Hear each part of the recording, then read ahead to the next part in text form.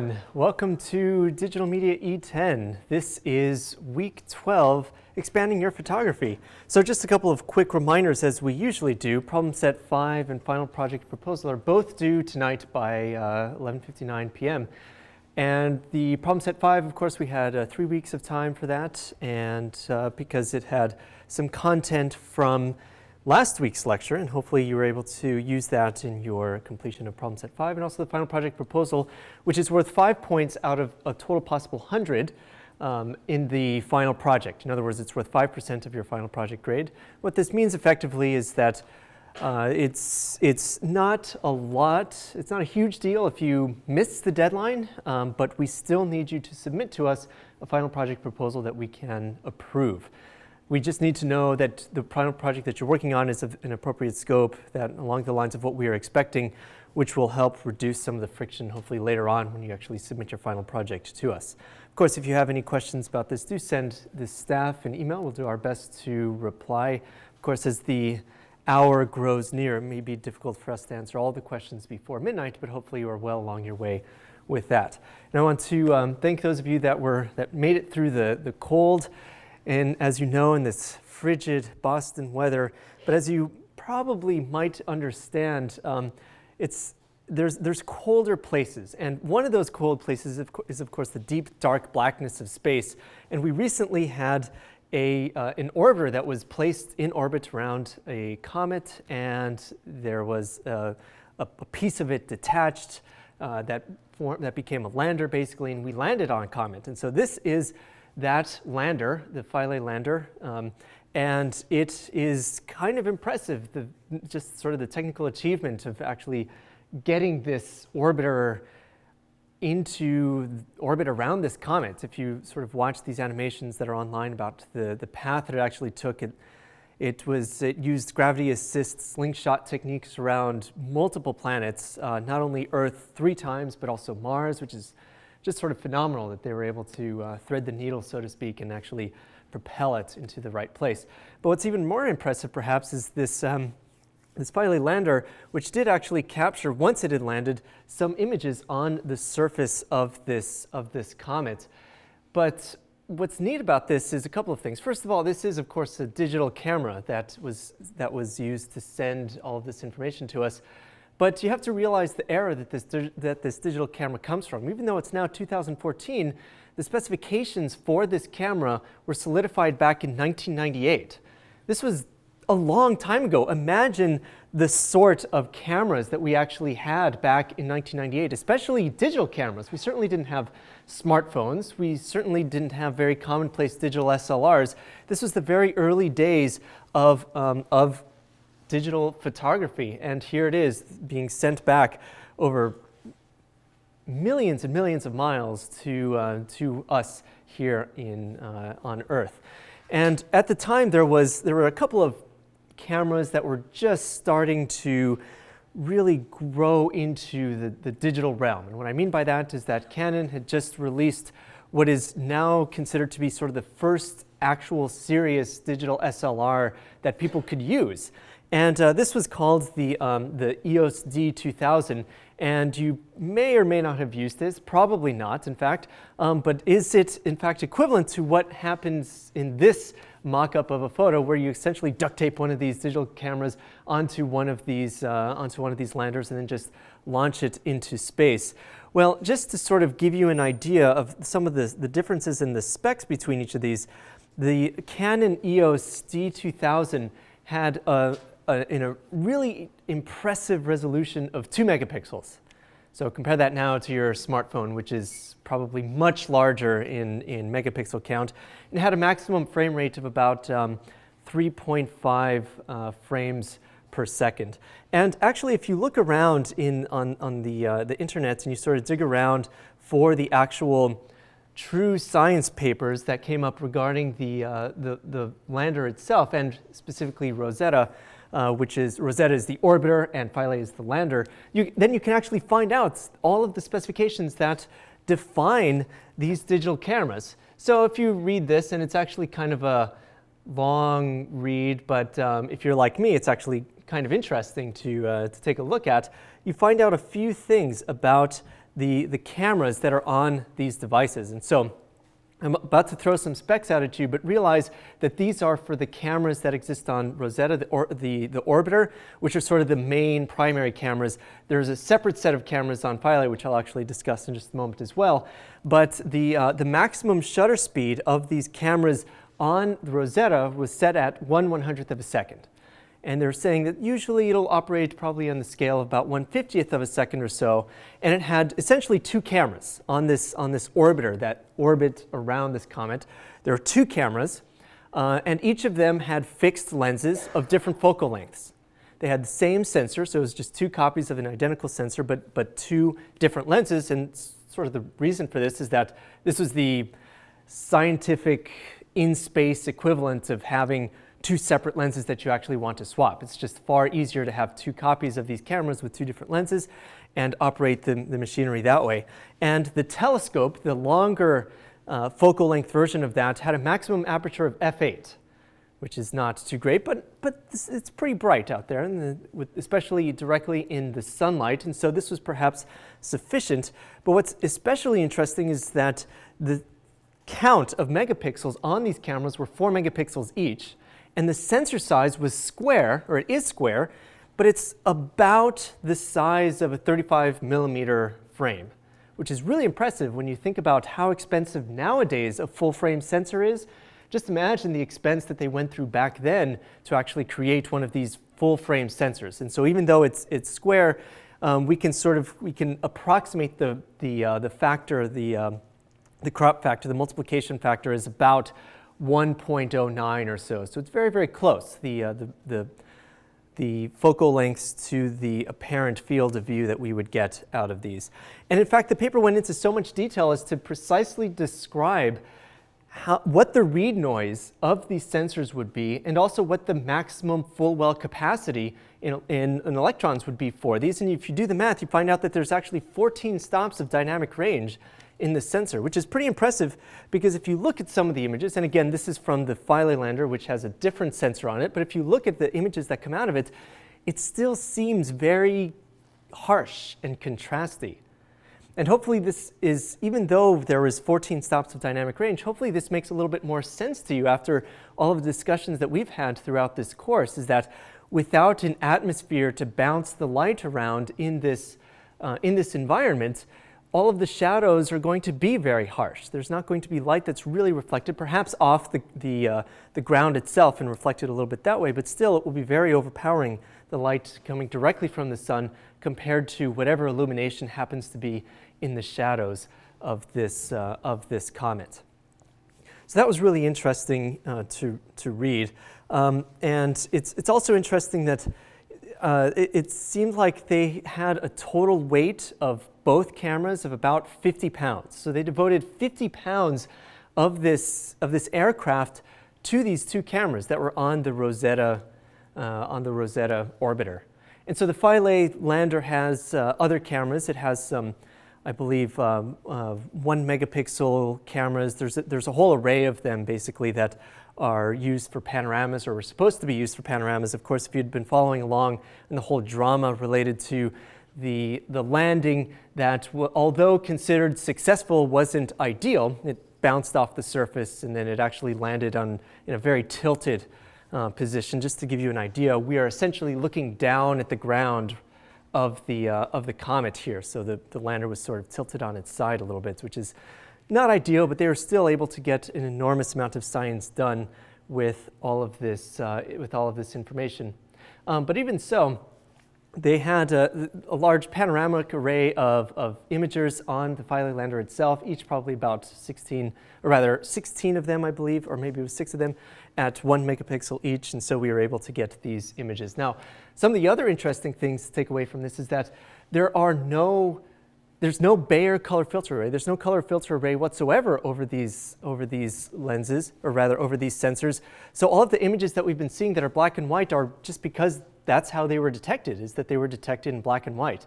Now, most of the cameras, or the two main cameras on Rosetta, actually have a variety of filters that they could sort of slide into and out of place depending on what they wanted. And they had essentially a red and a green and a blue filter. So if they wanted to make a color image. They could take separate exposures with each filter and then composite all of those and hopefully be able to get a color image out of that. But I don't know if they've done that. I didn't see any images that resulted out of that. There's a lot of other filters that they installed as well. A couple of neutral density filters and some others that deal with some spectrographic information that help us identify the materials or help the scientists identify what elements and materials actually make up this comet. So hopefully this orbiter, even though now Philae has run out of juice, it was not in an ideal position for its solar array to actually capture rays from the sun and recharge its batteries. So it lasted about 2 days or so before the batteries died, and now it's just sort of sitting there. But the orbiter, Rosetta, continues to orbit around the comet and will continue taking photographs and following the orbit of that comet until it actually gets to what's called perihelion, which is the closest portion of the orbit.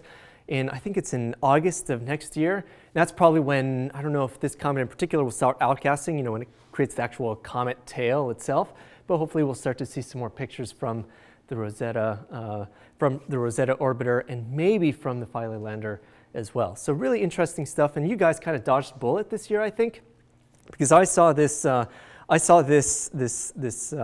paper and actually several others, and I got so excited for a problem set idea for next year involving the paper and figuring out all of these particular details. But anyway, if you do want to look at this information, please do. You can ask me for the name of the paper, and if you are a Harvard student, you can access these for free. I think if you're not on Harvard, then it does actually cost money to find these papers, but I can provide you the information to actually find this paper and look at it as Harvard students. All right, any questions on any of this? Okay, so maybe this is a little bit better look into some of the technology that went into these devices that are actually up in space, which is kind of an interesting look at the scientific aspect of digital photography, something that we didn't really get a chance to explore very much in this class, especially for something that's very old. It's 1998, it's about 15 years ago, about 18 years ago or so compared to now. I mean, this again was the final publication of this was in 1998, so they'd probably been working on this for a couple of years before that as well. So a fascinating look at the technology that goes behind it. Now today is all about expanding your photography, and so there is some element of this when we talk generically about expanding photography. Now we've actually been able to land a device on a comet and actually capture some photographs from there. That's really maybe kind of a tongue-in-cheek explanation or tongue-in-cheek interpretation of expanding your photography. And so today really I want to talk about just a few things, a lot of stuff that if you decide to continue pursuing photography and you try to make some money, that may hopefully be of help. And realize though that there are some things that we'll talk about today that I will be able to provide my own experiences on, but I'm not necessarily a full expert on. And so in particular things like dealing with legal issues when it comes to photography, I can provide my own insights and my own interpretations, but of course do take a look at additional resources if you need any sort of like legal advice on any of these things. Now first, when we talk about expanding photography, I mean, perhaps most obvious to talk about this in the context of the online space, of the online technology, websites, and how you can actually market your photographs. And so it would be very easy to interpret this as a marketing tool. And I'm not really much of a marketer myself. And so even though I consider myself more of a technical guy and sort of understand some aspects of the internet, I don't really necessarily, I can't really say, here's how to get 1 million views for each of your photographs, because that's more of like a marketing aspect. And so realize that there is a component of that as well when we're talking about all of these things. But the technical aspect is something that's important when we are considering this. So for example, Facebook, of course, and Instagram are some really great ways because they have a lot of users, some really great ways of actually expanding some of your own photographic work. But when you decide to publish your work on some third-party services such as these, it's really important to take a look at the way that they will treat your photographs. the past couple of years, there's been quite a lot of news in the tech world about how Facebook and Instagram secretly want to use your photographs for their own advertising, for example, which is perhaps contrary to the point of you wanting to share your own photographs. If they're going to be used commercially for advertising, you would perhaps want to be paid for that. Now, of course, these companies, now Instagram is owned by Facebook, I believe, and so this company, Facebook, has now pushed back on that a little bit and has said that they don't have any intention of actually using it. But there was some ambiguity in the way that their policies were worded that might allow that to happen. And so it's important to realize that you ultimately have control over your photographs, and as soon as you post one of them online, the potential for it to go to all corners of the internet beyond your control are essentially out there. It's essentially beyond your control to actually post it. So even on our blog, for instance, although we have password protected it and we have had some requests from people outside of the class to actually see the blog and just to sort of see what all of you have been doing, we've rejected those requests. But also, it's important to realize that any one of you might have saved an image or something like that, and all of a sudden this digital copy now exists on your own computers that you may not necessarily have the legal rights to. In other words, there's copyright that's applied to each of these photographs, and it's probably best to respect those copyrights unless explicitly told otherwise. But these are all sort of part of a larger context for the way that our photographs exist. And there's a couple of ideas that you can try to use to protect your own photographs when posting them online. Now, one of the things that copyright deals with, for instance, is actually ownership. So who actually owns the photograph? And if you were to, I would suggest that if you actually found that one of your images was being used in some way that you do not want, so you just posted an image online, not even through the course blog, but through any mechanism, through Facebook or through Instagram, for example, and you find that image being used in a way that was not originally intended, then you might want to try to pursue that. But one of the many ways that you would have to sort of prove that you own the copyright is that perhaps you owned the original version of that, or that you were the person that actually created that image. And so there's a distinction between providing a JPEG version of this image and actually providing a RAW version of an image. If you never send the RAW images outside of your computer, and if nobody else actually has them, then it's perhaps easier to prove that that image belongs to you. And so this is one of the many reasons why I myself take all of my photos in RAW, and then even if I do very minimal processing, process them into JPEG and then post those JPEG images online, is because then those RAW images are in my possession, and if the question were to ever come up, I'd be able to use that as an actual argument for ownership over that particular image. And it has been the case where I found a couple of images actually through other people who have emailed me and said, hey, isn't this your image that's being used on this website? And usually it's through actually this class. So some other websites have actually posted these lecture videos on their own website, and then they might use one of the subsequent images as well. And it's very difficult to fight that. You can sort of argue against that, but of course international law is even more complicated than just US law. So if they're overseas, then you may not have you may not have very much recourse. You'd kind of have to talk to a lawyer in that particular case. So the word here is really caution to exercise when you're posting your photos anywhere. Post a copy of it. If you post a processed copy of it and retain the original for your own records, not only for archival purposes, but also just ownership purposes. You might be able to have an easier time proving that. But also, if you only take photos in JPEG format, one of the things that you could do is just to always provide a resized version. And not just by a couple pixels, it might have to be significantly resized by about 20%, that's just sort of an estimate or so that people that cannot just resize it back up to its original size and say, look, it's essentially identical, how can you tell the difference between the two? So these are just some ideas that are meant to guide you a little bit. There's a lot of people love to use things like watermarks as well. And I think for a watermark to be truly effective, it has to also be very obtrusive. It has to basically cover a very large portion of the image, has to be very difficult to remove. And this can really mar the impression of your image, especially if you want to post it online for others to enjoy. Even if you have no sort of commercial intentions with this image, you may want to post it so that your friends, your family can enjoy, or perhaps you post it to a blog and you have some followers on that blog and you want those followers to enjoy it.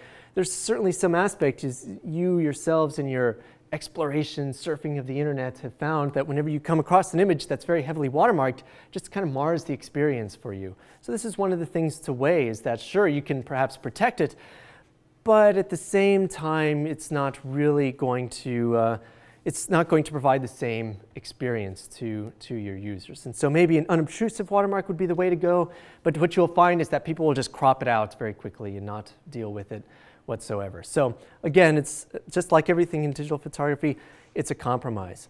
And many websites that try to cater to advanced photographers or people that are professionals or even advanced amateurs, so probably what a lot of you are now, hopefully after your time here in this class, is that they will try to enable a lot of photo sharing prevention features. So what some websites will try to do, for example, is they will display your image on a web page, and then they'll actually put another totally transparent image on top of it so that people are prevented from essentially just right-clicking on your image and then clicking Save Image As. It just saves basically a transparent image.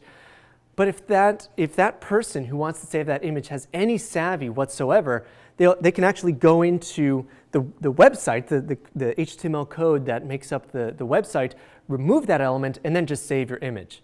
And then there's some other tricks as well. Some websites will try to take all of the individual pixels from an image and split it up into a whole bunch of pixels, and then in using HTML or JavaScript or some other way, just sort of reconstruct the image using individual pixels so that you still can't do that. But again, screenshots. I mean, it's not that hard to hit print screen on a Windows computer or what is it on a Mac? Command-Shift-4, and then be able to just select any portion of your screen that you want to screenshot and then actually capture those images. So all of these really aren't that effective. Many of you may have heard of a tool called Snapchat, which is, of course, meant to send quick pictures from one person to the other. And those pictures are meant to expire after a certain amount of time. And they have some sort of protections, like, for example, they will notify the other user if you take a screenshot of your phone.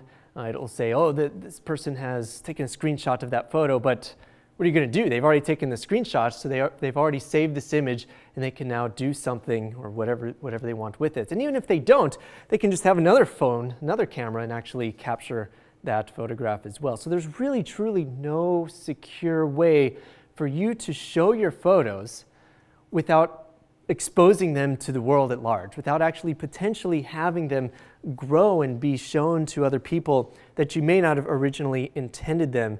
And so be very conscious of this when you're publishing your photographs, because this is, in fact, a very important consideration. You may not actually want to publish, well, let's see, depending on your strategy, perhaps you don't want to publish your absolute finest work, but maybe your A- work or your B+ work, and then say that you have other photos upon request that you could actually provide just raw prints for.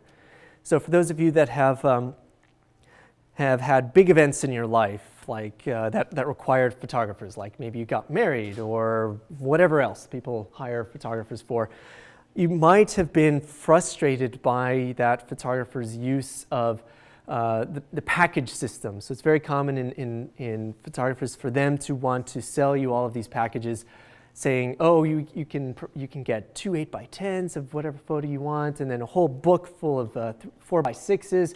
And just like sheets and sheets of wallet-sized pictures that you're never going to use, so on and so forth. You may be savvy enough now to say, well, that's fine, just give me the raw files, or just give me the JPEG files, and I'll actually print them myself. But realize that that's contrary to the point, is that many of these photographers, and for those of you that are sort of considering this as a line of work yourself, that is how they earn their money, is that through these packages. And so it's not necessarily sort of an evil intention for them to want to try to make money off of the big effort that they made when actually capturing the photos. And so as all of you know by now, taking this class, is that taking the photos and then editing them is not a trivial process. Doing it well takes time and effort. It's taken a lot of time for you to develop this skill. It will take more time for you to continue working on your skills and to develop them to a point where you feel comfortable actually selling it as a service if you are not already. And so this is part of the aspect that's kind of bundled into the cost, and that's the only way that they can really charge for it is through these sort of ancillary services, by selling these prints and by doing these sorts of packages or bundles. It's kind of a rare thing, I think, when they're willing to provide a CD to you with all of the original images. I think that is, personally, I find that kind of worrisome. I would want them to present to me their best work only, and for them and for me to see the event through their eyes. Like, that's, I think, part of the point of actually hiring one of these photographers. And if you sort of change the context and think about this as yourself, if you're actually trying to cover an event, you are hired perhaps to cover the event through your own eyes, through your own photographic work. That's kind of, I think, the intention and the point of this, of these sorts of things. So making money then in photography is not necessarily the easiest thing, as many of you have probably figured out by now. You can, if your friends sort of know you as photographers, then they might have connections whenever they need an event photographer, and you might get a chance to cover an event for some amount of money. But sometimes that work can be sort of sporadic, and there really is this element of sort of a business model where you have to market yourself as a business in order to really make it effective, and really in order to make enough money to make that as a viable thing. And so some of you may be tempted by things like stock photography, where volume is really sort of key, and you get the opportunity to dissociate yourself from a specific event, and you can really get to define the photos that you're taking and all that sort of thing. But I find that to be really hard work, is that it really is by volume, and the stock photographs have to be really cheap in order for people to be interested in them. And I think it's kind of rare to find someone who's really, really successful at it. There seems to be sort of a bootstrapping issue of having to create a ton of images that are really popular before the money starts coming in. But maybe that's a good way to transition into photography from some other career if you wanted to do that. And of course, one of the other options would be to just sort of offer your work to a local cafe. So around here in Cambridge, for example, we have a lot of cafes that love to display local artists' work. So Toscanini's and Crema and all of these other fantastic places that are very receptive to this sort of thing. And but realize, of course, that if we're to come back to these ideas of legal issues, realize that there are a lot of legal issues that actually come into play when you start selling your photographs. So, for example, if you were to take photographs outside in public, that is legal to do so. The expectation of privacy really only exists on private property and to a certain degree in public spaces as well. If you are trying to use a very long lens, for example, to take photos inside of someone's home, then you're perhaps violating an expectation of privacy. But someone that's walking around on the street is legally not allowed to have an expectation of privacy. So this is why there's all of those sort of, why it's legally viable for all of those, the paparazzi, for example, to go around taking lots of photographs of people on the street, just because it is in fact legal. But it is, of course, also ethically questionable. It's very helpful to get the permission of the person that you're actually photographing, so that they sort of know what is going on, and that there's no sort of awkwardness associated there. Sort of one example is that one time I came back from a trip, and it was some sort of international trip, and it was midnight, and I was exhausted, and then I got on the T, and this was one of the days that they had recently where the T ran 24 hours or something like that, and so all the newspapers were just going crazy. They were just all over the place. sending photographers on all of the tees and all of the silver lines in order to capture all of the people that are out at 3 and 4 in the morning. And it was really, really late. And I walk onto the silver line, and there's this one guy just sitting down, just taking tons of pictures of me as I walk onto this bus. And it just felt so, it just didn't really feel like, I don't know, I just felt a little violated. I mean, I was just coming off this plane after a 12-hour flight or something, and I can't even imagine the sort of facial expression that I was making after such a flight. And I actually asked him to remove the photos, and to his credit, he did. I saw him delete those photos, but I think it would have been a lot different had he sort of come up to me and asked first, "Hey, I'm so and so, and I'm sort of covering the fact that the T is open for 24 hours. Do you mind if I take a couple pictures?" And then, if not out of anything but surprise, I'd be like, "Oh, okay, sure." And then, try to look candid while he takes a couple pictures of me. Of course, there's an element of surprise associated there with a true candid photo, but there is some importance to this as well. And in fact, there is a legal issue here as well. If you actually sell a photograph where someone can be identified, you need to have a model release from that person.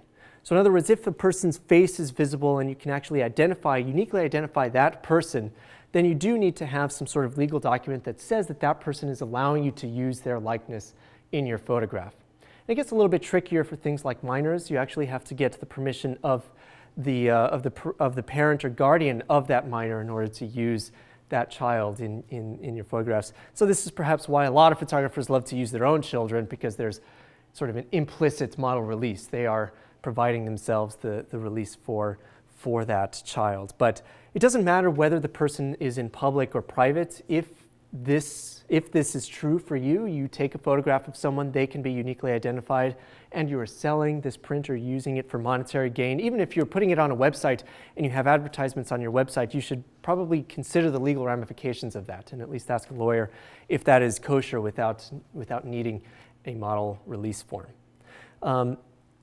And that's like one of the most important things, I think, is to come away. If you have a silhouette of a person, for example, they cannot be uniquely identified, their back is to you, for instance, then it's probably fine. You're probably in the clear to go ahead and do that. But many stock photography websites actually require, if there's any person in the photograph at all, require the paperwork of a model release for all of the people within that photo, just to cover all of the bases, because they do not, in fact, want to get sued. So do take a look at the model release form as well, because this is an important aspect of photographic business as well. And when we're talking about model releases, if we come back to this idea of public spaces, for instance, again, if you are taking photographs inside of a mall, for instance, or some other place that's indoors but you might consider public, it may not actually be public after all. So many malls are actually owned by corporations that actually own the land associated with that. And just because they happen to have an open door policy where they can allow anyone in, it's not necessarily a public place. And it's fully within their rights to actually ask you to stop taking photographs or to ask you to leave as a result of whatever photographic actions you're taking. So do be aware of that as well, is that really these right to privacy laws and the ability to take photographs in public places really do depend on the fact that it is a truly public place. And even if you're outside and on private property, then there is the possibility that someone associated with that, with the person or entity owning that land can actually ask you to leave. There's a lot of resources available online, particularly from the ACLU has a really nice guide regarding your rights as a photographer. I highly recommend that you read that, especially if you're sort of interested in kind of pushing the limits a little bit with your photography, particularly with candid photography outside or with people that are in public spaces, because that will help inform you, I think, a lot more about your behavior and what you can and can't do in the outdoor space. Now, so for those of you that are in the class, you probably got an email from me last week saying that I wanted to sort of show off a couple of websites and talk about experiences that people had from a variety of contexts. And I wanted to show sort of the staff's websites and a variety of other things.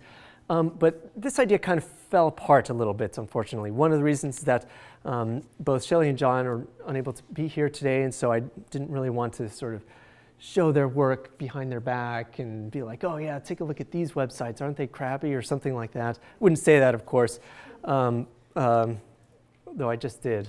But they're not, obviously. But I am still hoping that there's some element of discussion that we can have. If there's any sort of questions that we have about this, I do want to mention one thing that has worked for me over the past couple of years as well, and that is that if you are even somewhat serious or modestly serious about your own photographs, there's a wide variety of websites available that allow you to publish your images online and also make it very easy to create and design your own website. And one of them, the one that I use and that I enjoy a great deal, is called SmugMug. And it is a for-pay service. There are, of course, websites that allow you to publish your photos online for free, like Flickr, for example, which has an enormous amount of space available for free for you to publish your photographs, but the customization is also relatively low. And Flickr is also used, I think, for a little bit more of a social aspect. It's sort of sharing photographs with each other, tagging them, and finding other photos that are tagged with that same keyword and a variety of other things. But the difference is that with some of these websites like SmugMug, they allow you to publish your own photos in your own sort of private space, in your own sort of private location that allows you to, and I mean private in a very specific way. It's not necessarily private because it's on the internet, but it's not conflicting with a lot of other users. And a lot of these websites can in fact be configured so that you can go to what's called a registrar, like hover.com, for example, or namecheap.com. These are places where you can go purchase like a .com name or a .net or whatever. And then a lot of these companies will actually allow you to associate that .com or .net or whatever with a space that they host. So they provide what's called hosting. So in other words, they are the ones that actually have the servers that provide the web pages to you, and all you have to do is sort of bring your own website name. So yourname.com, for example. And in effect, what this essentially means is that you can have something like this, where you go to, oops, I need to spell my own correctly. You go to like danallen.net, for example, and then you can have a collection of photographs. And so in the past, I rolled my own website. I wrote all of the HTML code by myself, a couple of long nights, and posted it all online. And then eventually I discovered SmugMug and then had a sort of a fancy link and made SmugMug look the same as my website, and then went back and forth. Then I realized that it was just way too much effort. And now the tools have really gotten, especially in the past couple of years, have gotten to the point where it's very easy to design a very nice looking website just using sort of drag and drop techniques and using predefined templates. And all you have to do is to provide the content and of course the money to actually pay for these sorts of things. So SmugMug works really well for me. And one of the questions that I have is, are there others? Do you guys have some that you really like? I know that some that people like seem to be this 500 pixels. It seems to be another photography site that people seem to really enjoy, particularly popular with professional photographers.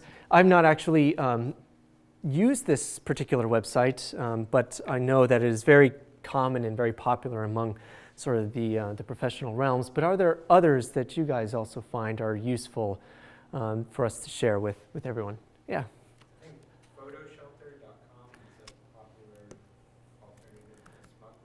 Photoshelter.com is a popular alternative to SmugMug. So do you have a sense of like what sort of features they might have? I think they're a little bit more expensive than SmugMug, but they offer a little bit more premium features as a result. They do SEO, so they'll try to get your website ranked higher in searches, and they have some more customizable print options for people to order prints. So to recap for those of you watching at home, they have a lot more. They might be a little bit more expensive than SmugMug, but they might have a lot more customization in terms of SEO, which stands for search engine optimization, which allows people to hopefully find your site a little bit more easily. It increases your ranking in Google, for example. It also sounds like it has improved customization for prints, at some of the lower tiers, it sounds like. So just to sort of put some more context behind this, SmugMug, and I'm sure many others as well, have different tiers of payments that you do. They're usually monthly or yearly or what have you, and they provide different levels of service. So at the upper tiers of SmugMug, for example, you get to pick a lab that will actually print out your photographs, one of 4 different labs, I think, so you can sort of decide what products you want to offer and pick a lab as a result. You can also charge more for the photographs and then therefore earn a profit off of those prints, even though the lab will actually do the hard work for you. But I'm sure that there's other websites like this, PhotoShelter, that might actually provide some of that customization at other price points, maybe at the expense of something else, such as an increased baseline cost or maybe some other features as well. The other one is Zenfolio, and I think PhotoShelter, SmugMug, and Zenfolio are like the top 3 kind of competitors for that. So the other one is Zenfolio. Yeah, so I've All sorts of pros and cons that you mentioned. I mean, it seems like no matter who you ask, they'll have a different opinion of which one's the best. Yeah, so I have heard of Zenfolio as well. I hadn't heard of PhotoShelter, but yeah, from what I understood is that at least Zenfolio and SmugMug were sort of competing against each other, but it sounds like also this other one, PhotoShelter, was as well. But you may want to take a look at least these 3 sites and sort of decide which ones might be good options for you. And this is, of course, a pretty specific idea that we're talking about. It's if you actually want to put some photographs online and actually have a website of your own with its own design, with its own template, and have the ability to provide people like a shopping cart experience, basically, to add your photos to a cart and actually print them out and ship them to you. I can't speak for sort of Zenfolio and PhotoShelter, but I know that SmugMug, my experience with them, with the customer service, has just been sort of the best. They've been fantastic. A couple of years ago, they actually handled the prints for us for the exhibition that we had a couple of years ago, and they messed up, and instead of sending it overnight, they sent it like regular ground shipping or something. And so I emailed them, and they reprinted the entire order. This is an enormous order. This was a huge order. They reprinted the entire order and then sent that one overnight shipping so that we actually got it in time for the exhibition. We got it literally hours before the exhibition was supposed to happen. It was a very, very kind of a nerve-wracking moment. But then at the end, we had 2 copies of all of the prints, and so that was very nice of them to do. And so again, I can't sort of comment about these other ones, but this is great that we now have an opportunity to talk about these different ones, or at least mention some of these other ones. Zenfolio, PhotoShelter, I think was the other one, and PhotoShelter and SmugMug. And of course, there's an entirely different class of photo websites as well. A lot of the ones that focus more on the social aspect, like Instagram and like Flickr and like Facebook, and they all have their ups and downs as well, as many of you may or may not be aware, having used some of them yourselves, but sort of pay attention to those. And it's those that I think you should be the most cautious with, these social sites that where the intention is to distribute the photographs to a wide range of people, because many of them, although they probably have good intentions, they may not necessarily. And so it's not something that you want to find out down the line, that they've changed their privacy policy or that they've changed their policy with regard to content that they've sent you, and they somehow use it in a way that you do not expect. So just be cautious with it. It's not necessarily, the harbinger of doom. I'm not saying that they will do something bad, but just be cautious with something like that, as opposed to one of these websites where they're designed to be photos that are on your own sort of private portion of the internet, so to speak. Mm-hmm. Just a short story about kind of the comparison between volumes of views on the different sites. Would you mind? So if you have a short story, would you mind talking on a microphone so I don't have to repeat the whole thing? But I've used Flickr pretty extensively, and on Flickr, I might get like a couple thousand views on a photo or something like that. And recently I've been using Reddit on occasion to kind of, get it out to a wider audience. And a photo on Reddit got almost 100,000 views compared to a photo on Flickr, which got like 800 views. So 100,000 views. there's a huge gap between some of the venues that you can put your photos out to. That's incredible. 100,000 is impressive no matter what website that is, I think. Thank you. This actually reminds me of one thing that's useful to talk about. There's this idea of copyright, which of course many of you are familiar with, but copyright itself is actually very strict in its requirements. It basically says that you cannot reproduce the given work for pretty much any purpose except education. Education tends to be sort of the one excuse that you can reproduce a particular work. But there's also something else that has come into increasing popularity in an attempt to relax these guidelines with the understanding that it's very difficult. You may not want to offer your work in sort of with a copyright license because it's kind of an all or nothing deal. You either say, yes, my images are covered under copyright, and therefore all of the rights are reserved to me, and you have no capability to reproduce these images without sort of breaking that.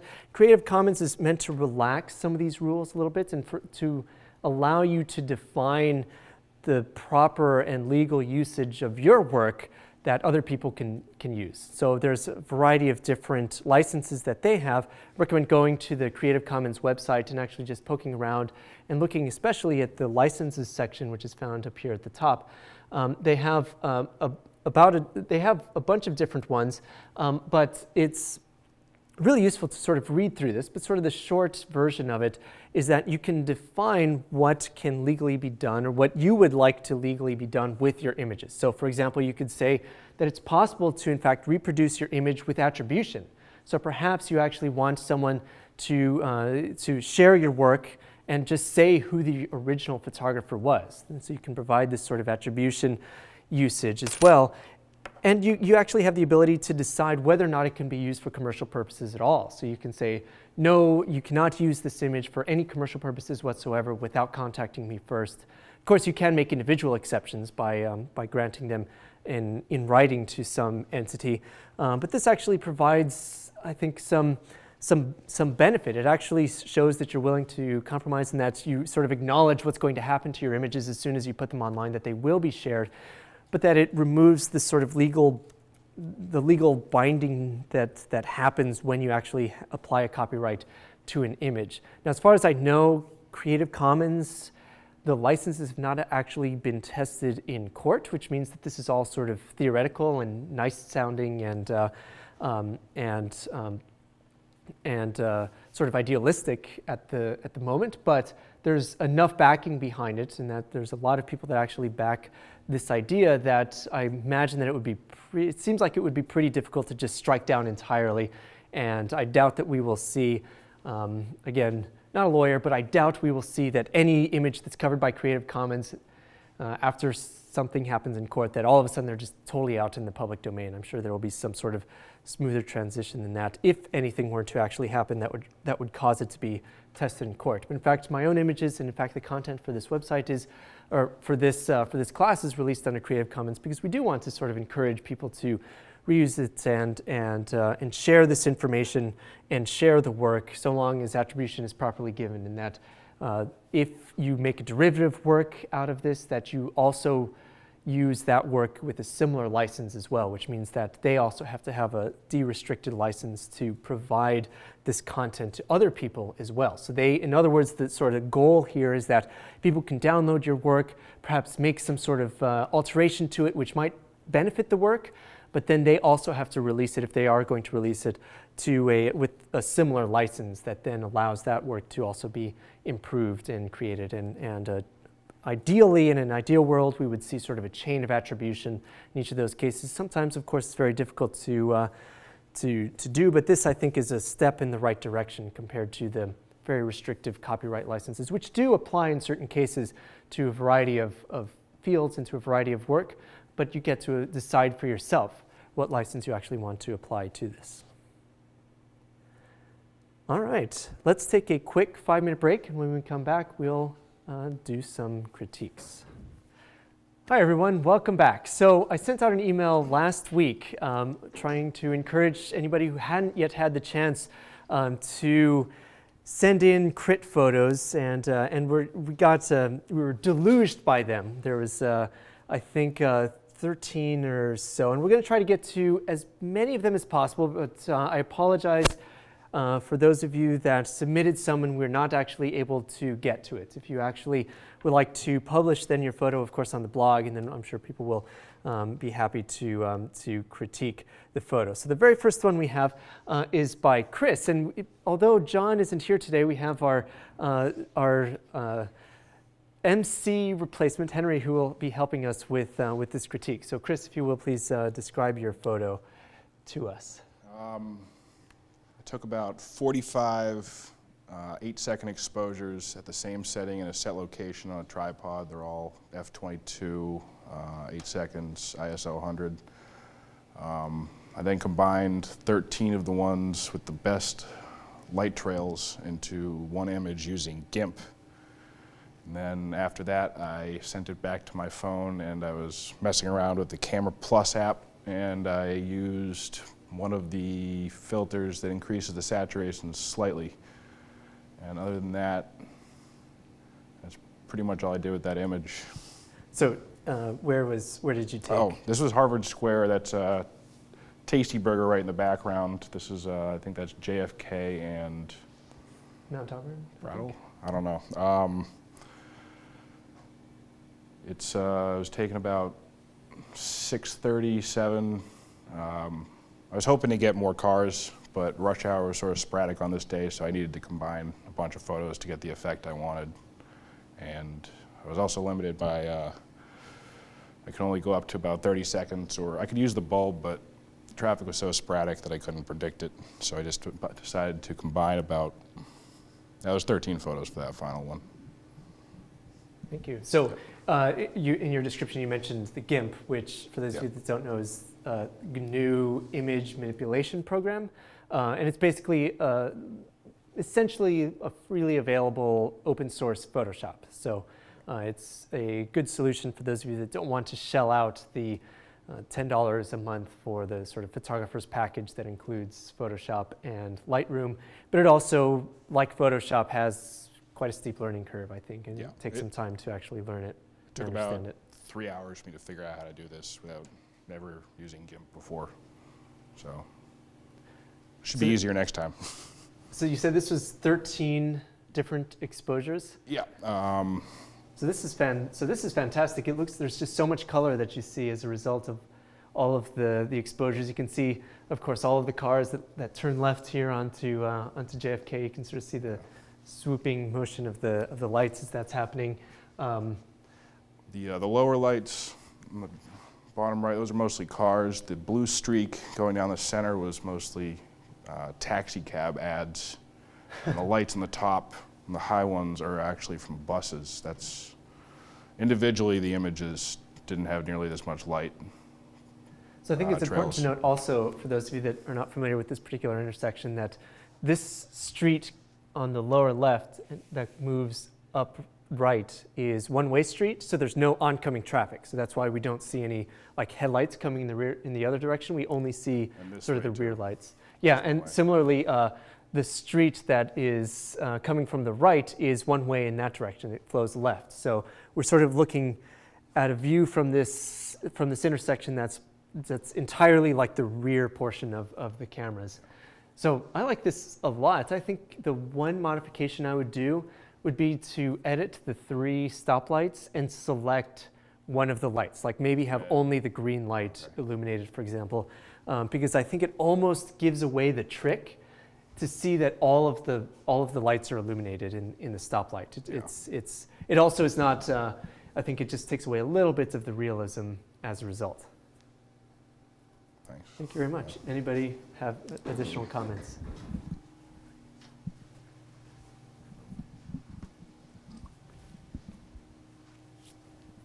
Any comments at all? Thank you. I'm sorry?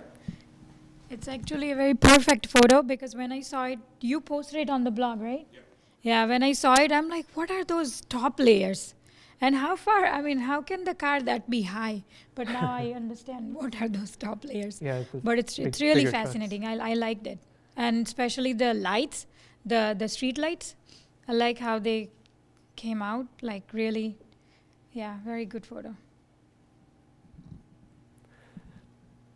I think also being sort of, I think the focus of this image, of course, is the lights, right? That's like the most obvious thing.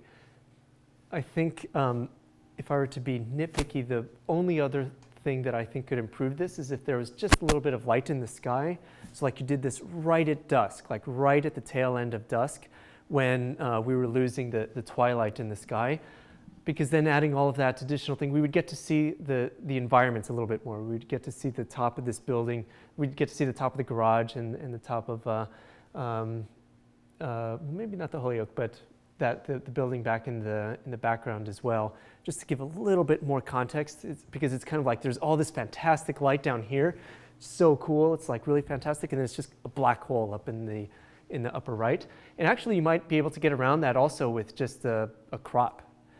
Maybe it's possible to crop off the top portion of this image just down to the stoplight, basically. Sorry, I did crop the original down. Sorry, Yeah. I totally forgot. There was a black line of completely black sky at the top, and I cropped it down so the top of the light trails hit the top left corner. Yeah, yeah, it would be tricky to crop down more of it without getting rid of that extra fascinating bit. But how far did you experiment cropping it down? It's about 15% off the top. I mean, like, how much further down did you experiment? I didn't go any further. I should have, but yeah, I mean, that might just be a simple thing to try, is to do that, to see if that maybe it doesn't improve it at all. Maybe it's in fact detracts from it, but that would be one suggestion to try, would be to crop it down. all right, cool. Thank you. Cool. Okay, thank you. All right, now let's go on to the next one. Oh, I upgraded my OS and to Yosemite, which is great, except that I no longer know the key command to make images full screen and not full screen. All right, this next image comes from Cecilia, and she has a video for us to watch that describes the photograph for us. This is a photo of a narrow passageway leading to a hidden garden on Chestnut Street in Boston's Beacon Hill area. I adjusted the photo slightly in Lightroom, so let me know what you guys think. So here is the photo. Let's take a second just to sort of look at it and understand it a little bit more. Any initial reactions to this photograph? Yeah, Rob. At first, when I saw this, I was thinking that the outline area was actually too dark and that the subject of the image was too minimized with all the black space around it. But the more I look at it, the more I like the really subtle detail and the edges, and I think it gives a really good sense of darkness and some light. I also think it's kind of cool how well-centered it is and how the environment forms a natural kind of vignette around what your subject was. So I think it's good. I actually agree with your first comment as well, because it wasn't actually until I made it full screen that I got to appreciate more the details on the outside. And this could be partially due to, again, the projector not being able to project sort of the detail in the lower tones, especially in the lighting here. Perhaps for those of you watching at home that actually get to see it on your screen, may have a better appreciation for those details than we have here in person. But I agree that that I think provides a lot of the good context, and the really subtle light on the brick down here works really well, I think, as well. Do you have a comment? I like the photo a lot too. I don't know enough yet about the different ways to change the contrast to be able to call out the technique specifically. I would like to see a little more contrast in the outer edges, just a little bit. But I will say that aspect has also grown on me since I first saw the picture, just the way it is. I also like the few colors at the end where there are some more vibrant colors. The color of the door, the color of the flowers, really kind of draw your attention down there, as opposed to the grays and the very muted dark colors in the foreground. But I like the photo a lot. So I have a question. So by increase the contrast, do you mean that you want to see some more of the details in the outer A little edge? bit more, just Okay. a little bit more. Yeah, just so that it's not so. And it maybe we're in a bright room. It may be that if it weren't so bright in the room, I'd be able to sense a little bit more of the foreground. And I certainly wouldn't want so much contrast that it took away from the subject of the picture, which is in the center area, and obviously a tough one to capture from the perspective of the dynamic range involved as well. So I opened the image on the monitor on my computer here, which is of course not the projector, and I took pains to profile it a little while ago, but you can see a lot more detail. So it's not all totally in shadow. Like, it is in shadow, but there's in fact detail around the entirety of the picture. You can actually see texture in the bricks on the left and right walls. You can actually see the arch at the very top a little bit better, and some of the brick surrounding that as well. So I agree with you, and I think that's we're suffering from the projector here rather than the image itself. So I don't think I would worry about improving the image itself, because then, or altering the image itself, because then we're fixing it for the lowest common denominator, which is this projector, and we might lose that benefit in this on the computer screen. But there's been, I think, all the comments that we've made so far actually bring up an interesting point, which is that essentially the phrase rephrased here as, "I didn't appreciate it until I looked at it harder," which I think says a lot about this type of photograph, which is that this is a good photograph, but you wouldn't know it just sort of casually passing by it. So if you were to look at this, if you saw this, imagine if you were on Facebook, for example, and I don't know why I'm using Facebook so much. I haven't used Facebook in months. But imagine you're looking at a Facebook album, for example, and you're looking at somebody's pictures and you're going right to like scroll through all of them. You might quickly pass over it. So you might be missing out on actually something that is actually pretty interesting. So realizing that we all sort of agree that this is a great photograph, is there something that we can do to the photograph to grab the attention at first? So to sort of flip it on its side and appreciate it more at the onset for what it is. And I realize that this might have some expense in terms of appreciating the photo longer term, but is there something that we can do for that? I think that what I would do, which is not what everyone would do, but I would really exaggerate the light streaking down across the door and across the flowers, and really make it this like blooming, bright, colorful light that's coming in, so that the viewers just, it's something special and a little bit magical about it, instead of it being a very, very natural scene that it is right now, which I think people pass by more natural photos because it's just like you pass by this alley and that is what you would see, and that's a completely valid form of photography. Right. But if this was for online, if this is for an online gallery where you only have a split second to get someone's attention, I think really exaggerating the light and making it a little bit more colorful, and maybe adding a little bit of artificial, not like smoke, but kind of the beams of light that you'd see if there was some dust particles in the air in the middle of the image, would kind of make it a little bit more magic and maybe catch the viewer's attention more immediately.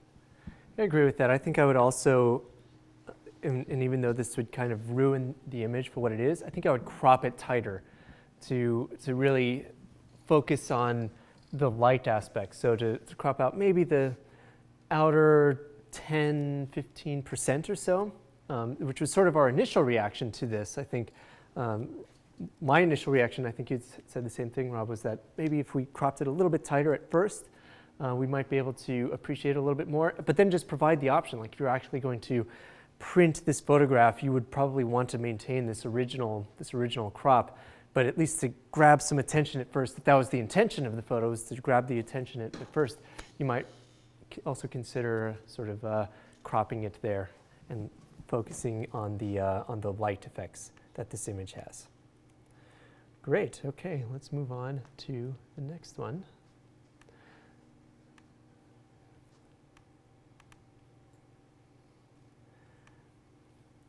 All right, so I have here a description which I will have to read. So this was, so Debbie sent this photo, and she says that she took this photo last week during a foggy morning while she was at Plum Island.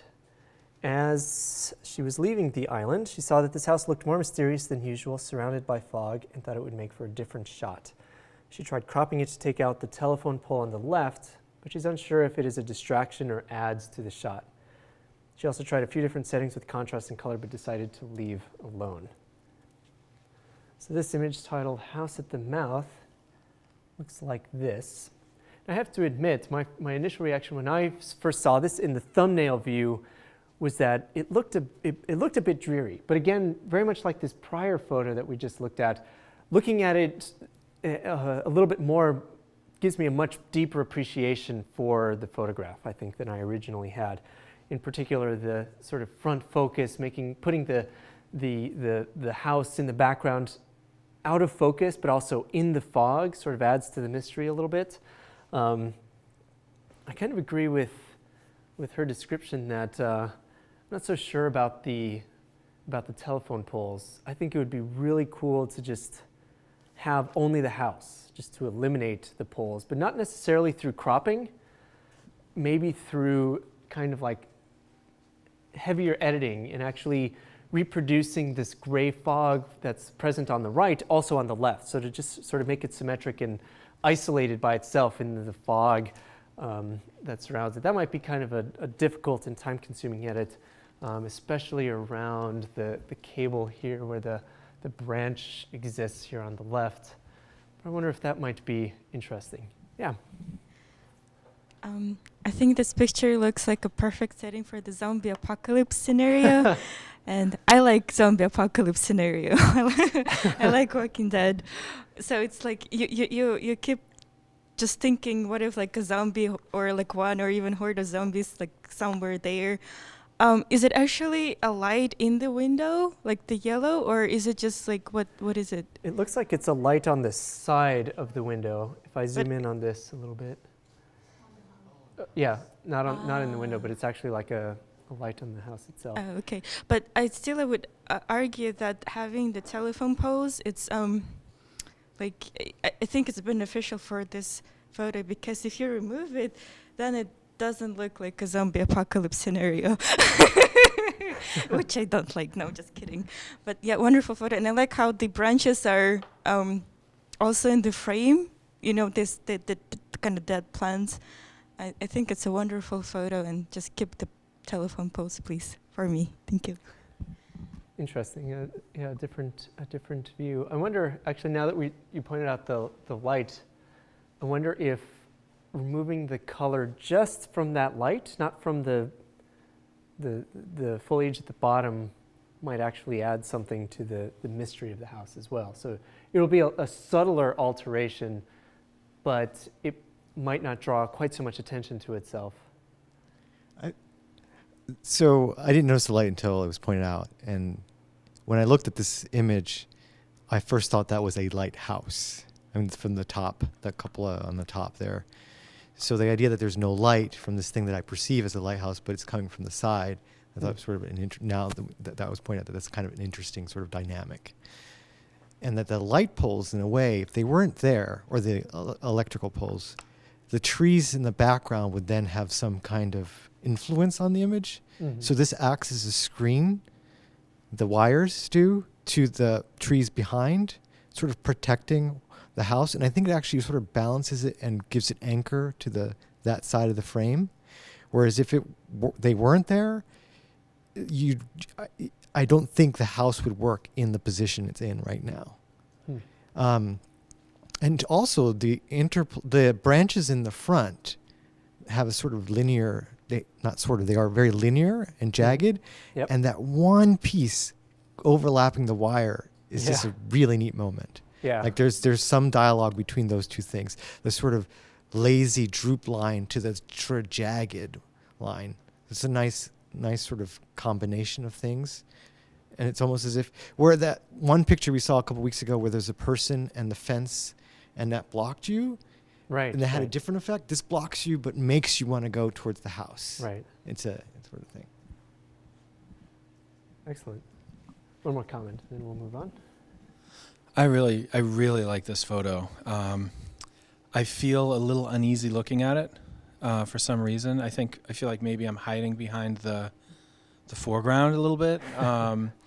I think the light posts, especially the crooked one, add to a sense of chaos and some sort of again contributing to the feeling of uneasiness. The light makes me think that there's something happening there. There's actually some activity that's going on there. It makes me realize that there's someone in there, and I don't know what that is. And I really like the way that there's a lot of gray. And this, you have the foreground, you have the house, you have the light posts along the right, the left, and then all the rest of it's gray. Yeah, I really like the muted colors Yeah. in the image overall. Excellent. Thank you all. Yeah, again, I think, is there sort of an overall reaction that the same one that I had, where the first time that I saw it, it took like a couple seconds for it to sink in, the appreciation of this photograph. I wonder if this might be sort of a theme, and might be worthwhile for us to take a look at our own photographs as we're working on these, to see if the appreciation that we have out of these photographs is because we're staring at it. We're actually allowing time for it to sink in, and to think about if we actually want it to have that feeling where you want it to be appreciated through over time, or if you actually want it to be sort of recognized and appreciated at an instantaneous moment, which actually might change the character of the photograph a great deal. Okay, I have another photograph here. This is by Joel. He has some audio here, which hopefully I will be able to get to play. Hey everyone, sorry I'm there in person to do this live. This is a picture of my son riding into the sunset. That's what I wanted to capture. The trick was the sun was sort of straight in my face, so I hid behind the tree on the right-hand side, and I took it like that. The big post-production challenge was keeping the silhouette dark, but not too dark, so you could still make out exactly the features, so it wasn't confusing, yet keeping the street, the path between me and him, had to brighten it up because it was very dark. And for that I used the sharpening tool, ironically, because gradients and filters weren't working well for me. But that kind of did the trick. So that's my son riding off into the sunset. Okay. So my initial reaction to this, as opposed to the other ones where I first look at it, is that it is more, perhaps due to the saturation of the colors, the sort of the very big contrast, is that it does grab the attention more at first. But I'm not sure it's necessarily the opposite of some of the other ones that we saw, where the more I look at it, the less I appreciate it. I'm not trying to say that at all. Just that this one, perhaps because of its properties, because it is in fact more highly saturated, does provide more of a kick. And I do think that this is not something without basis. I think for those of you that have been participating in the blog, you probably have, there's a lot of photos that get published to the blog, and so you have to kind of pick which ones you actually want to look at. So there's probably some element of actually scrolling through them and trying to quickly look and find the ones that you actually want to try to provide some critique or some comment for. So realizing that, you might alter your own behavior when publishing some of these photographs onto this blog, so that you might try to improve your hit rate, your view rate, so to speak, and actually get more people to actually comment on that photograph. Of course, that's a very specific thing to sort of evaluate all of these photographs in, but it's one of the many things to keep in mind. So with all of this said, any comments on this particular image? Yes. So I was wondering, is it possible to zoom in on the child? Because I honestly had no idea it's a person until it was narrated. The child is on a bicycle. Yeah. Oh, yeah. It is a bicycle. Yeah, it did look. It was a scarecrow. It did look to me at first too like I'm so sorry. like a straw man, right? Like a scarecrow sort of. Yeah. So, but I will admit that that's how I saw it at first as well. Is that the bike handles were not very obvious to me as bike handles. But overall, I think it's amazingly framed in the branches and the ground. If you zoom out back again, I really appreciate the frame. And although the saturation of the kind of clouds and the sun is a bit overwhelming, but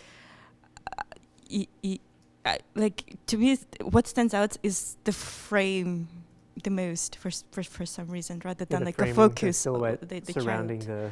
the. Yeah. Yeah. And I think if sort of from an objective standpoint, if we were to look at this, we'd be hard pressed to say, oh, is this the proper exposure? But subjectively, I think it actually works. I think that sort of the hot clouds, like that sort of hot feeling, the overexposed feeling that it has, actually works pretty well for this image.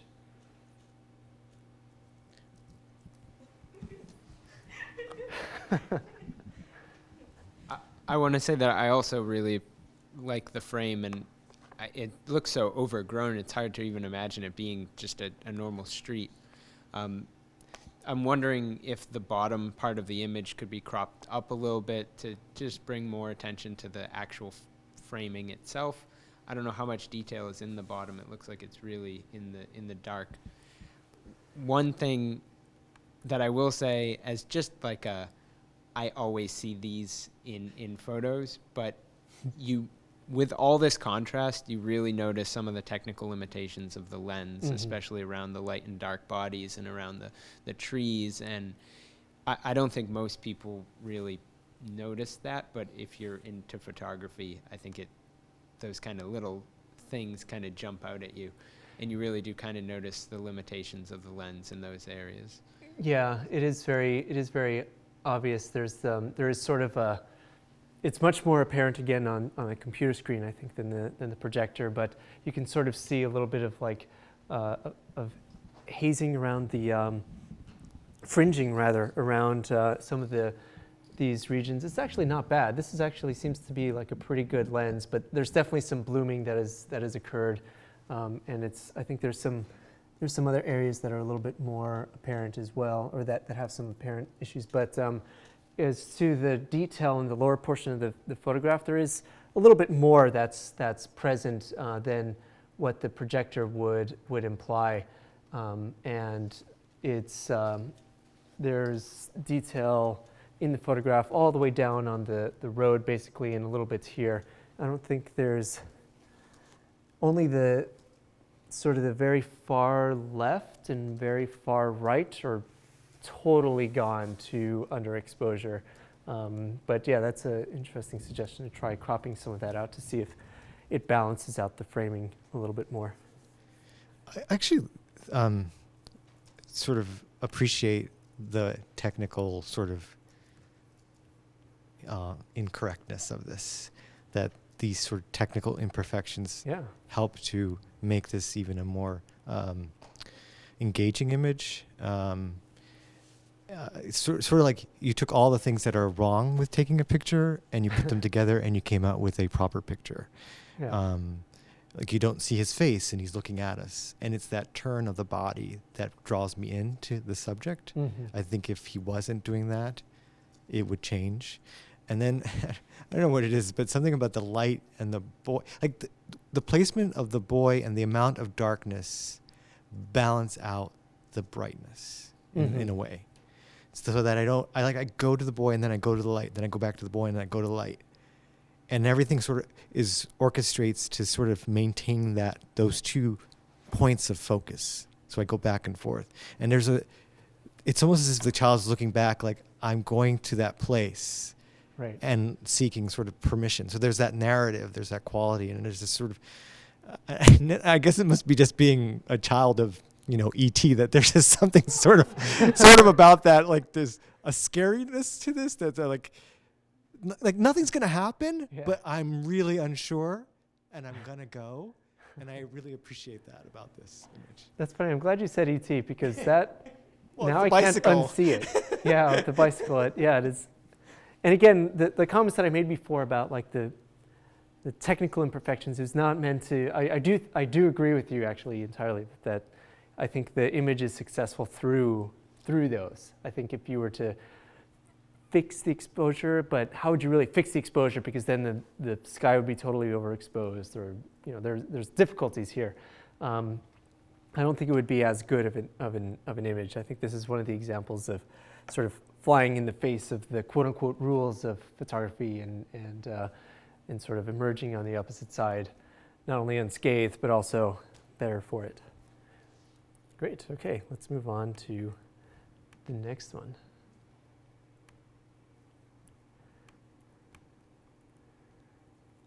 This one is from Matei, and I also have an audio for this one, so I'll bring up the video, or not the video, sorry, the image, and here's the audio. Hi everyone, this is a picture I took in the night. It's the view from the balcony of the city I'm living right now.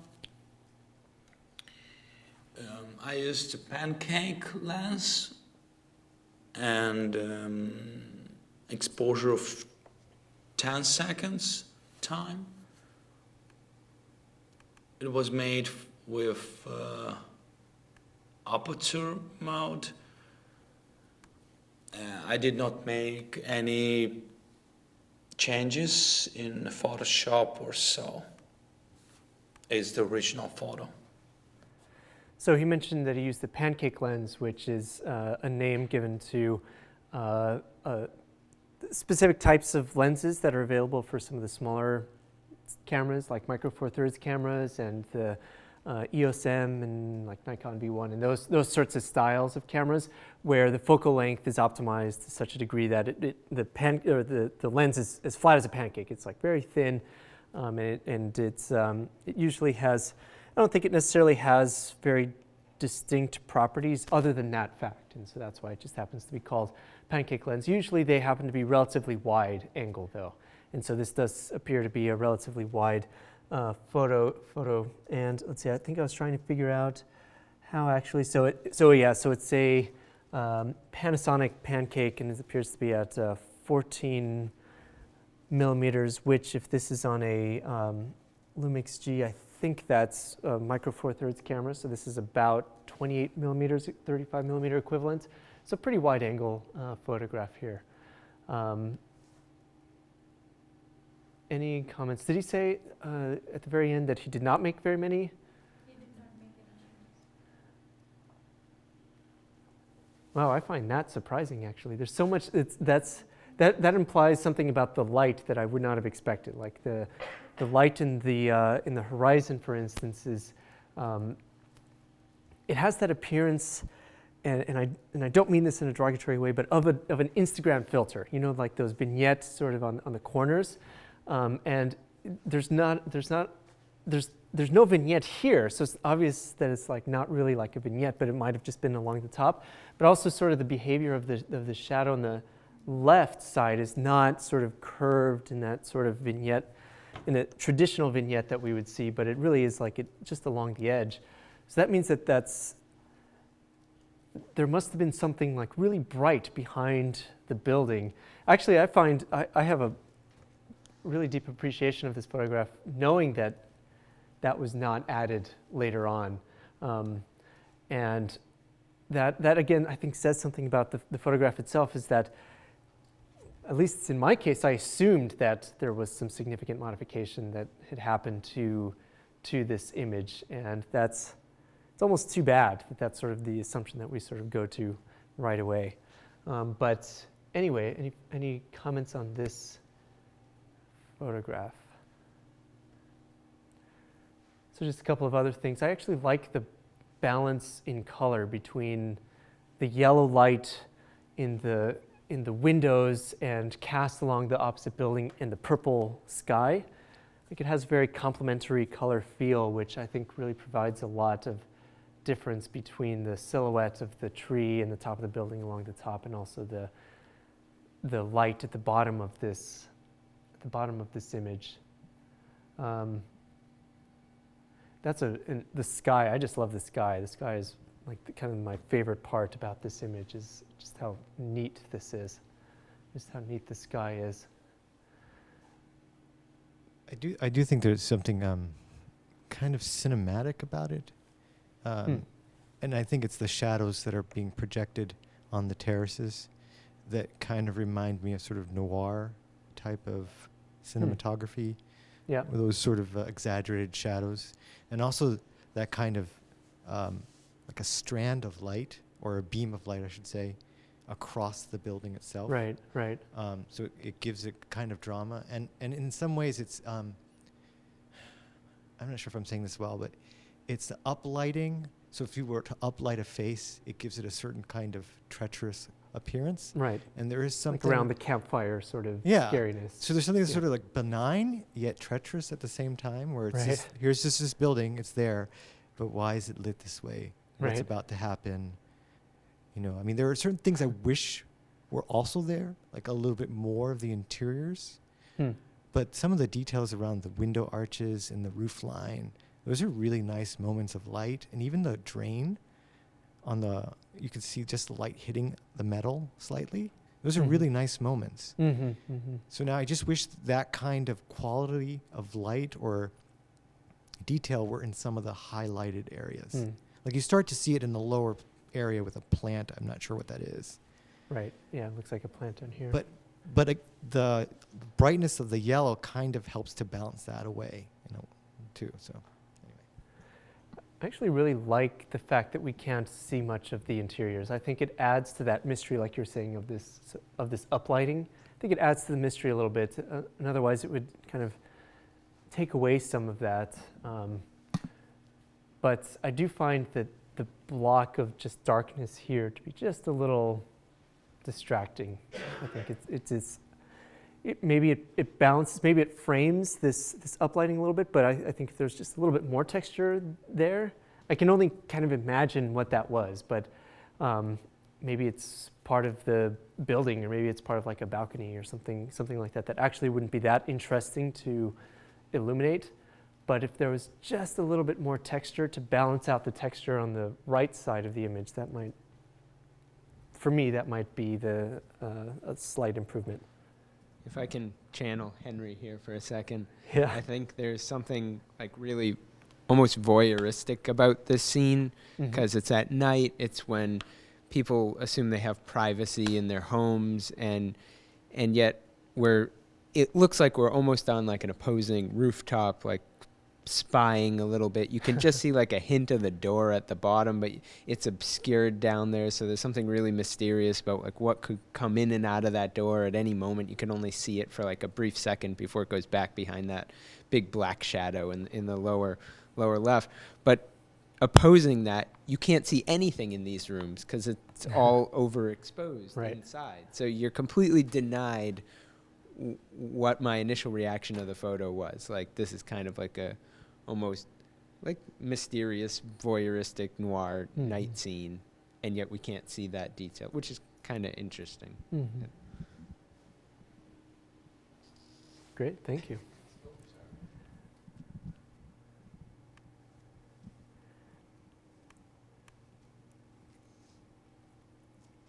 Okay. Let's see if I can, I think I also have a video for this one. Let's see if I can place both the video and the photo itself on the same screen. I'll try to close some of these other ones to remove the distractions. Well, all right, I'll just get this started here. Hi everybody, greetings from Scotland, from a very cold Scotland. I hope things are better where you are. My name is Laura. I've been tuning in overseas for this course, and can I just say thank you for sharing all your pictures. It's been wonderful to see them all from where I am on the blog and on here. This is one of mine I'd like to share with you. It's a first attempt for me. I'd not done anything like this before. It's a long exposure shot that I captured last week. It's using an art called fire painting, which is basically setting steel wool on fire and flinging it around your body or a family member's body if they're willing. Luckily in this one my little brother stepped up to help out, so thanks to him. I set it to 30-second exposure. It was a very low ISO. It was ISO 200. My only problem was I'd really wanted to capture the stars in the background as well. We also have the Northern Lights here, which is fantastic, and it didn't pick up any of those. it just got the fire. So if any of you guys have any advice or tips you can give so that I can capture both the flames in the foreground and the Northern Lights in the background, that would be fantastic, because I'd love to be able to try that for a final project. So here you go, have a wee look, see what you think, and I can't wait to hear what you've got to say. Cheers! So here's the image. Oh, we have a comment right off the bat. So this is more of a question. I like the picture a lot. You can kind of see the Northern Lights in the background, but I'm wondering if she could have started the exposure well before the lights actually happened to capture more light from the sky. Mm-hmm. I don't know how long that would have taken, whether it's 30 seconds or more, but then done the artwork with the lights, if that would have captured more of the color from the sky. Yeah, that's a really good point. Depending on how long and how finicky it actually is to light steel wool on fire, which I'm not really sure, that might actually be a very good option. Or to do the opposite. Perhaps it's easier to just sort of fling the steel wool off to the side, or to maybe hide it behind you or something. Well, that might still present some problems, but at least have the, but still have the exposure continuing either before or after to sort of capture additional ones. But there is, this was long enough exposure, so even with 30 seconds, this was a long enough exposure that we can see the movement in the stars a little bit. And so if it had been much longer, the ovals that we have now would have turned into a little bit of a streak. And so if it was just twice as long, for instance, it would just be like a little tiniest bit of a streak. And that would probably be worse. So we'd either want significantly longer or just a little bit shorter to like make the stars actually remain circular or pinpoint. And doing that would require increasing the ISO, of course, or changing the f number on this lens. It looks like there was a little bit of post-processing done, from what I can tell, to try to bring up the exposure a little bit, I think, because just based on some of the noise, it's again difficult to see on the projector, but just looking at the image on my screen, it looks like there was a little bit of increase in the exposure after the fact, and I think you can really reduce the noise if you try to do it more in camera. So let's see, so it's tricky. So I totally agree with you that you might want to have it open for longer. Maybe you can actually have it open for, so it looked like, let's see, some of the EXIF data is 30 seconds with an F number of 8, F8 at ISO 200. So maybe change the ISO to 100, try increasing the F number. Maybe, I know on the 70 it's really risky. Once you go to about F11, things start to get really soft. I used to have the 70, and I used to witness that myself. But maybe with a neutral density filter or something, and then have the streaks, accept the star streaks for maybe a few minutes and actually get a sort of a nice star field in it, and then actually start the steel wool. Maybe that would be interesting.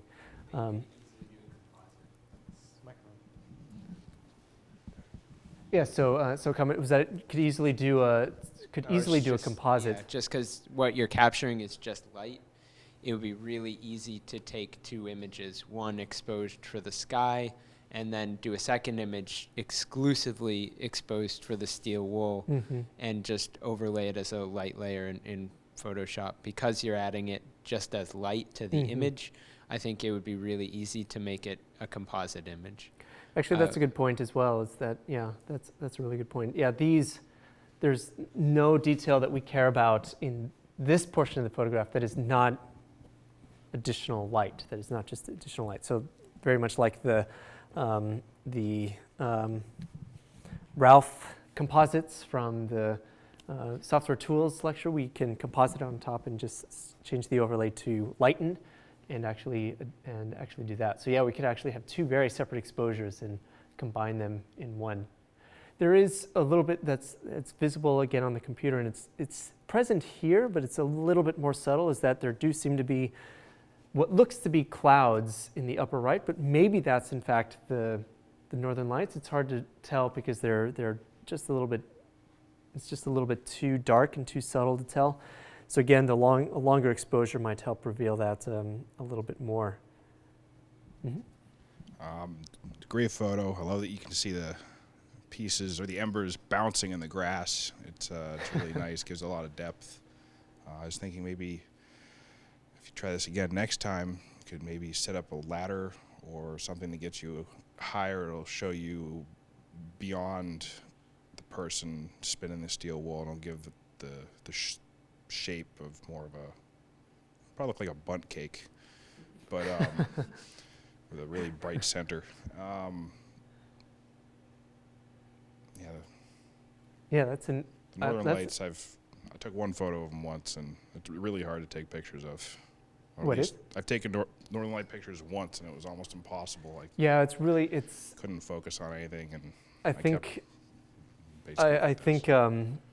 it requires some really nice lenses with big apertures in order to really get the Northern Lights, because it's so dim. You actually need to capture quite a lot of light without too much, perhaps, movement that might actually eliminate the lights from the image altogether. I was wondering, so say you can't capture the sky the way you want, mm-hmm. but another way to possibly look at this image is lighting, using additional lighting. There's a moment on the tree next to the flame that I'm really enjoying how it's starting to be lit. So I'm wondering, I mean, there are photographers who do outdoor night photos, and they'll add lighting on rocks and mm-hmm. certain parts to bring them out. And so maybe it would, if parts of the grass in the lower area were lit up, it would balance it out, because right now it's really heavy on one side. Mm-hmm. And it's a nice, the geometry and the shape and the lines that are shown are really wonderful. But I kind of want it more grounded within the image, and maybe adding some more light lower would help to ground it in, as opposed to a bright spot on a dark image. Yeah, there's probably a couple ways to achieve that. I think each with some difficulties. So one of them is that the brother could stand in the same spot with essentially a spotlight that just so happens to have the same color temperature, and that's what would be really hard, is to actually find some light that has the same color temperature as this, and then in one exposure illuminate some of the light here in just sort of like a painted way, just sort of paint the light along the scene, and then later on composite that on top of the other images, whether that's one or more based on the steel wool and the sky itself. Another way might be to do the steel wool, catch the steel wool on fire and take multiple exposures. One of them that so overexposes this portion of it that we might actually get more of that light falling on the surrounding area. So this, then you would get the proper color temperature and the proper lighting. It would actually look equivalent, but it might be harder to composite that later on and do it in a natural way. Maybe you'd have to do something like some sort of a gradient or masking technique in order to composite that successfully. But yeah, I agree. I think showing just a little bit more of that would make this really good. Actually, what you can see also is a little shadow here, I think, of the photographer. It's very, very difficult to not be in it sometimes, but it looks like there's some back illumination. So maybe a house that had an external light, some meters back, you might have to duck out of the way next time to try to eliminate that possibility. But actually, there is a little bit of light that's visible, but I think you would want it to be dominated by the light that's coming from the steel wool. Awesome. But I do like that in this image that it's off-center. Usually, if you see photos like this with this particular style, the focus is entirely on the light effects and not also of the surroundings. So the fact that we're talking about the challenge here of being actually mixing this with the surroundings, I think is going to make this much more interesting than just those typical ones that we see that are focused entirely on those light effects. Okay, so let's look at another one. These are great and wonderful comments so far. Thank you all very much. Let's keep going. This one is by Viviana. She's done us a great favor by embedding the EXIF data at the bottom of the image. Oh, whoops. I'm going to have to make this guy smaller so I can actually put the video up. All right, here's the description. Hello everyone, my name is Viviana and the photo that I submitted for my critique was of one of the Science Center Plaza. I probably took about maybe 20 to 30 photos of this. I really like the perspective and the depth that it has, but it took me a while to play around with the exposure to figure out exactly how I was going to capture that blue sky and adjusting the ISO as well. So I also wanted to get a little bit more light in the foreground as well. So if anybody has any suggestions, I'm definitely open to it. Thank you. All right, so in the few minutes we have remaining, any comments on this particular image? I find the looming cloud overhead to be well timed. It's nice that it's not extending out of the frame. It's nice that it's just so well encapsulated by the image, and that it's also surrounded by the blue sky at the very corners of the photograph.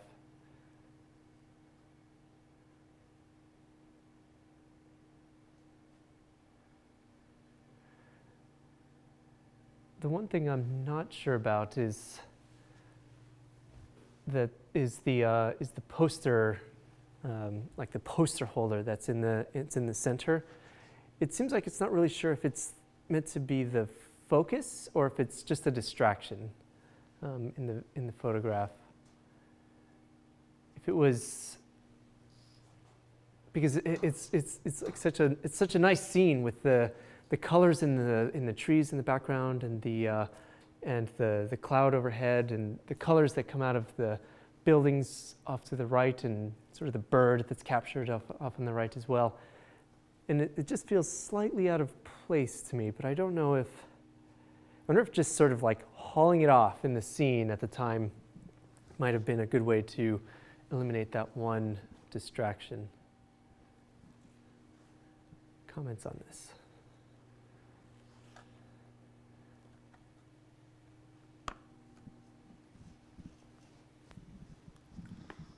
I also like the darkness of the cloud, and especially how it contrasts against the real nice blueness of the sky. And I like the depth. I think she said I like the depth of it. It kind of draws you all the way down to the far end of the scene in the distance. I think I also agree that I don't know if she could have moved the little sign there. I think it maybe takes away a little bit. I'd also like to. I wish there was more, a little bit more exposure in the foreground. I don't know how to manage that with the dynamic range of the photo, but I'd like to see on the right and the left. I'd like to see the colors pop a little more, especially the yellowness of the banh mi truck over there, or whatever, with the chicken guys or whatever that is over there. But some of the colors in the foreground would be cool to see those a little bit more. But really nice photo. Yeah, I think even in software, after the fact, might be the possibility to use a gradient filter to actually increase the exposure just in the bottom part, or at least increase maybe the saturation as well. Increase the exposure a little bit, increase the saturation a little bit. But I don't think you would want it to be too even, though. I think there is something that's nice about it's not totally dark, but it is a little bit darker, and that sort of drives the eye further away into the sky and into the thing. And so making maybe some alteration in the brightness down below would allow us to have that context of this very real life scene that's sort of happening, but still draw our eye up to, I think, what is the sort of the best portions of the photo, which are the top third, or rather the top half of it or so. I agree about the lower half being a little dark, but it's not too bad. The color of the trees and the sky would have suffered if it was any different. You could have possibly used, I almost never do it, but HDR or possibly a gradient neutral density filter would have helped even out the scene. Maybe darken the sky a little bit, and you could have increased the exposure time. Other than that, there's not much else I would change. Yeah, this is great. I really like this is such a fall, autumn photograph for the Cambridge area. It's really, I think it really captures that aspect of it really well. One more comment? I think it's also an interesting scene. I think one of the interesting interplays here is the negative space in the middle and the enclosing elements on the side. One thing I wonder is if it was a little bit wider, if we could get like the whole truck in there and a whole, like a recognizable portion of the Science Center in there, if it would help to give more context to the scene overall and making it more of like a panorama of the area, if that's the intent, to kind of capture what this plaza area kind of looks like, rather than a shot directly down the center where we get a whole sense of this negative space without really a lot of the context that goes into it when you're really there. There's a little bit of a tension here with that as well, I think, in that what we're seeing at a distance is something that's some aspect that's really interesting. We do get to see the colors that are off in the distance, and if we were to make it too wide, then it would just, all of those details would just grow smaller and become more difficult to see. But perhaps there is, perhaps the reframing would actually make up for that. And so I agree, sort of experimenting with the crop or the width of the frame might actually help an enormous amount. Well, thank you all very much for participating. So this again will be the last recorded lecture of this class, but it's after Thanksgiving. Next week is Thanksgiving, so in 2 weeks, I believe, December 5th, we will have the screening of At Close Range, and I hope you will all attend and enjoy. One last, the final hurrah for the classes. We actually do that, but until then, thank you all very much for coming. Have a wonderful holiday, and thank you all especially for submitting these wonderful critique photos. It's been fantastic to look at the work that you've all done. So thank you all very much, and see you in a few weeks.